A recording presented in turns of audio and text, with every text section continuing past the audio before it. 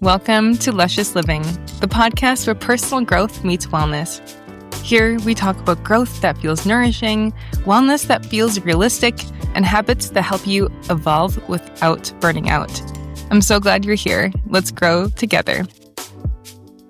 When a woman has glowing skin, beautiful hair, and great posture, it's rarely random. There are usually habits and rituals behind it. They're not extreme, but they are consistent, and they consistently help with circulation, digestion, and hormone health. So we're going to lean into what are some of those rituals that are extra for the women who like to go extra and be extra and really go above and beyond into some of their beauty and wellness rituals. And that is for you today. So the first aspect of this is to really lean into your features, your heritage, and your natural coloring to have this aura about you, something that is just so you, instead of looking at like someone else, instead of trying to look younger or older or just, what is trending, which again, some of the trends are super fun, but really looking at what is the most beautiful version of you. Looking at, for example, your natural coloring. Are you warm tone, neutral, or cool? I will tell you that I had no idea for so long, and that just made a huge difference in how I choose my makeup, how I choose my coloring for clothing or my hair. And are those colors my favorite colors? No, not necessarily, but I do notice my face looks brighter. I look more awake, alert, healthy when I use those specific colors. And you can also look at, is your face low contrast, medium, or high contrast? So for example, again, you might find like, okay, when you wear certain colors or you do a full glam, it doesn't look quite right. And it could be because you are low contrast, where light colors and everything blending together actually looks better for you. Or maybe it's the opposite, where you have more bold kind of statement eyes or statement lips, and you can actually do both usually as well. If you have a high contrast face, it makes a difference. You just feel like the most beautiful version of yourself, where you've just kind of customized your avatar. And same thing with your face proportions. So maybe you are someone who has strong cheekbones. You can keep your blush higher on the cheekbones versus the apple. You can use, you can wear clothing that is a little bit more angular and has more drama to it. Or if you have a softer rounded face, using subtle contour, having more blush around the cheekbones, longer hairstyles or softer layers that elongate the face. You can wear vertical earrings that create length as well. And so same with clothing, it's where you have softer layers. It's just an overall harmony that's great, that becomes created when you analyze, okay, my nose is soft or angular, my cheekbones are soft or angular, or again, maybe medium. And you're looking at all the aspects of your face, and it just makes sense why certain colors, certain shapes might resonate or not. And you just find it so much easier to do shopping, whether it's online or in person, because you just know these look good. And then when you buy something, it's 100% yes versus I like it and it looks good, but something feels off about it. You know what I'm talking about, right? Where you've bought clothing and you think that you're going to use it for later, but there's just things that don't work about it. Yeah, I'm speaking with, it hasn't happened in a very, very long time, but I still think about those clothing where I'm like, why did I get that? And that knowing the Kibbe body type, knowing my colors, all of that, every time, every shop, you will just feel so confident and know exactly what looks good. The second aspect of this is maybe you are in a phase where you have done very intense workouts every day, 6 days a week, whatever it is, or maybe you're at a point where you are wanting to get back into working out or start working out. But the big thing is that you don't need extreme workouts to look sculpted. A beautiful physique is a combination of, I like to say, 3 types of movement. The first one is weight training. This builds muscle tone, bone density, metabolic health. This is what gives the body shape and firmness. This is achieved through something called progressive overload, where a workout gets, you're doing 5-pound dumbbells for the first month, and then you move on and try to see if you can do 10, or you can do more reps where things just feel harder. You are adding more stress to the muscles, which is helping them grow with the addition of adequate protein, of course, and adequate rest. But this is that shape, okay? Then we have walking. I wish I started doing this so much earlier. Is walking helps improve lymphatic flow, insulin sensitivity, mood regulation, and it is one of the most underrated tools for maintaining a lean physique. There was a time where I was doing very, very heavy and intense weightlifting 6 days a week, and I was always inflamed. I didn't really walk. I felt like walking was a little bit boring, or it was just windy, or I just didn't want to do it. But as soon as I started walking, that is when I leaned out more. And I just find that everyone I recommend, all my clients I recommend to walking, like they just also melt that body fat. And I hate to use such a cliche term, but it is fascinating because it also does not make you hungry like running does. I was always hungry when I was running, and always hungry when I was doing 6 days a week workouts. Then a third form of movement, something more expressive or restorative that helps maintain posture and mobility, which dramatically affects how someone ages. So this is yoga, Pilates, dance, swimming. Highly, highly recommend, even if it is, again, 10 minutes of each that you have in a day, 10 minutes of each that you have in your week. If you're just starting out, I want you to just start and have it be consistent. It does not have to be like what we might see on social media, okay?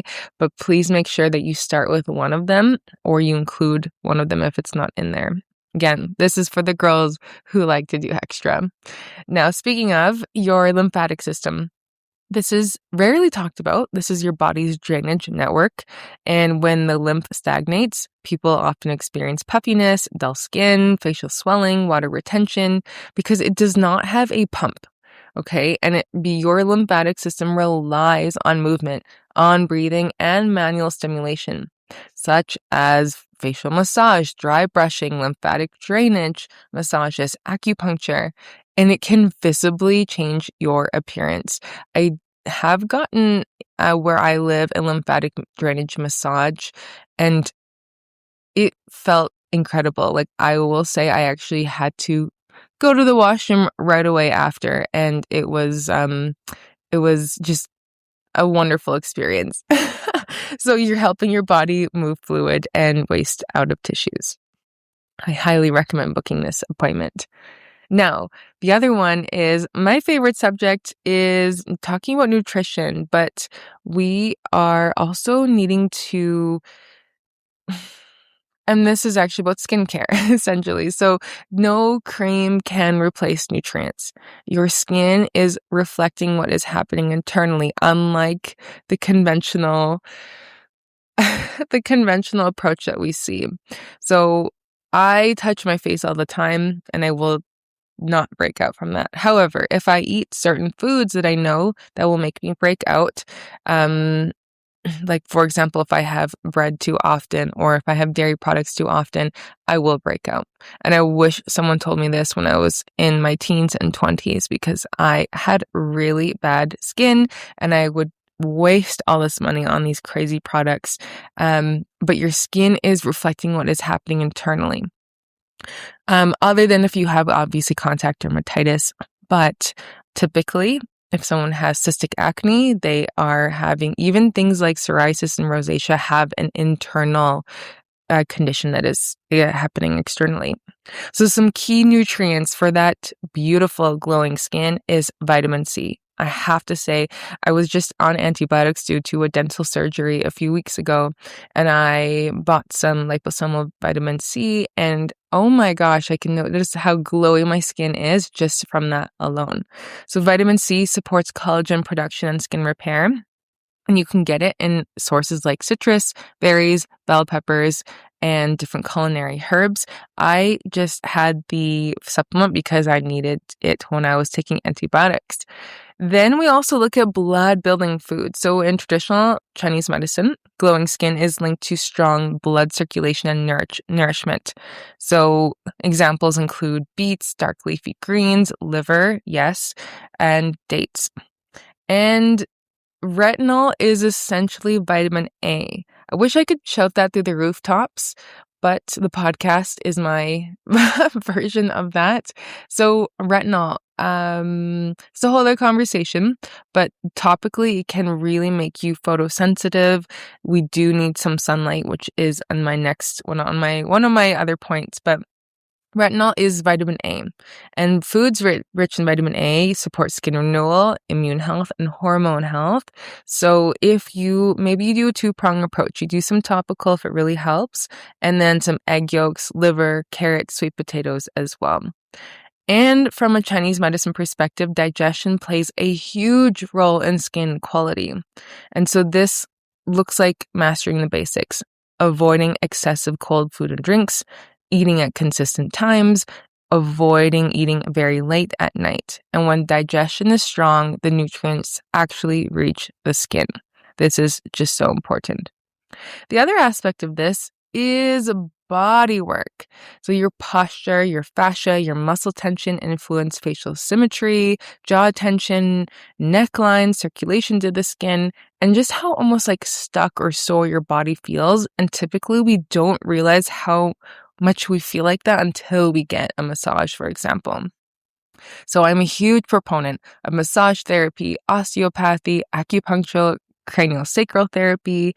These systems help to release tension in the nervous system. And of course, with acupuncture, as you know, as of 2026, I am a student. By next year, I will be graduated. But I am taking patients in student clinics. So make sure you book your appointment. But acupuncture improves circulation. I see people who have swelling, maybe from an accident, maybe from they're just chronically puffy as well, but I see their skin start to glow after. This helps them sleep. This helps them with digestion, helps with hormone health. I cannot speak highly enough about acupuncture. And if you are scared or nervous about needles, which I totally get, because even sometimes still, I will have moments where I just don't want needles as well. So I totally get that. There are ear seeds, there's acupressure, there's different herbs you can take as well for beauty. And I will say a lot of the points don't hurt as much as people think they will. And so that is also really, really big there that I will always, always share. Okay, the next aspect of this is I just find beauty is also reflected in hair, beautiful hair. And so scalp massaging, hair oiling, hair masks are so key, and healthy hair starts in the scalp. So just like the face, the scalp will benefit from circulation, from nourishment, from stimulation. And so if you don't have a scalp massage practice or hair oiling practice, I highly recommend this because this is going to help improve blood flow to the hair follicles, which is going to have stronger hair, thicker hair, reduce tension in the hair and neck as well, and help you get into your parasympathetic nervous system state, which is calm, rest, and digest. And so I'll share what I do. I had a wonderful massage practitioner, do a scalp massage with this wooden tool that she got from Amazon on my scalp, and it felt so good. So I have that. I think it was only $10. I will put on a hair mask. I will oil my hair, and I will use that massager, like that wooden comb. Try to do it every single night, even if it's for 30 seconds. It really, really helps. It's wonderful. And doing gua sha on the scalp as well can help. If you do struggle with hair, that is another conversation about iron. I highly recommend booking an acupuncture appointment for that as well. But this is just a beautiful way to start to go on your healthy hair journey as well. And just beautiful hair. Nothing beats beautiful hair as well. And again, I do know, I just want to make a caveat. I know what it's like to also struggle. Like I do this profession because I have struggled in every single way with my own health. And so if you do struggle with your hair, please do reach out. I would be so happy to help. One of the last points here is sunlight. Sunlight is one of the most powerful regulators of the human body. Can help with circadian rhythm, which will help you with your sleep at night. Vitamin D production, which is so crucial for immunity, for mood, for hormone health, as well as really giving your skin a natural glow. And some people enjoy using self-tanner to create a bronzed look. I will do it in the winters. I just started this year and it just makes me so happy. But again, we're coming back to that heritage conversation. Some people look so stunning with more pale skin. Some people look better if they're not exactly bronzed in that way. This is when you know yourself. You can really customize your avatar, okay? So the key is balance, of course. We're not looking at too much damaging the skin. We're also not looking at too little, which disrupts circadian biology. The last point I have for you is herbal teas for everyday support. The girls who like to be extra have a tea for everything. So for example, having ginger tea for digestion and warmth. Not drinking this at night though, because in TCM we say this has a lot of yang energy. So it could keep you awake or just activate their system when it is not meant to be activated. So morning or afternoon is best. Chamomile tea for calming the nervous system. I love having rose and chrysanthemum tea if I'm feeling a little prickly before my period. And then, or just plain rose and add some nettle. You have iron support there as well. I love hibiscus for a high vitamin C for content. I, recommend drinking fennel tea for digestion. Peppermint is really popular on social media, but peppermint is also wonderful for people who feel more hot, but it's not necessarily great for people who have loose bowels or you're feeling more cold. And this is why having a customized approach be so important as well. But there are so many. You can go to a local herbal store. There's different types of green teas as well. There's different types of white teas, black teas, pu'er.